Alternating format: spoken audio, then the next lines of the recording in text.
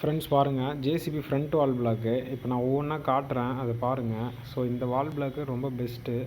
So அதுதான் வந்து pressure check பாயிண்ட்டுன்னு சொல்லுவாங்க. ஸோ அது வந்து பார்த்திங்கன்னா அன்லோடர் வால்வு. அடுத்தது பார்த்திங்கனாக்கா இந்த சைடு வந்திங்கனாக்கா இது கீழே வந்து பார்த்திங்கனாக்கா எம்ஆர்வி, சரிங்களா. இது வந்து ஏஆர்வி. இந்த ஏஆர்வி பிரச்சனை இருந்ததுன்னா உங்களுக்கு வண்டி வந்து ஸ்லோவாக, அதாவது இறங்கும், ட்ராப் ஆகும். லோடு பிடிச்சாலும் அதே போல் வந்து தூக்காது, சரிங்களா. இந்த ஏஆர்வி அது கீழே இன்னொரு ஏஆர்வி, அது வந்து ஸ்பூலோட கப்பு, சரிங்களா.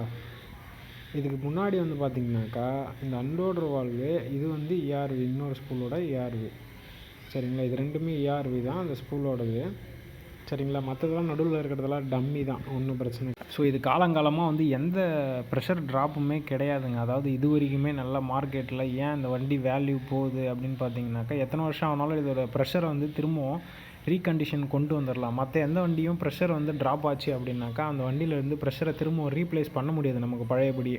ஸோ இந்த வால் பிளாக் வந்து ஈஸியான மெத்தடு. அதனால தான் இந்த வண்டி பழைய வண்டிங்க கூட இன்னும் ஸ்பீடாக இருக்குது. இது பிடிச்சிருந்ததுன்னா லைக் பண்ணுங்கள்.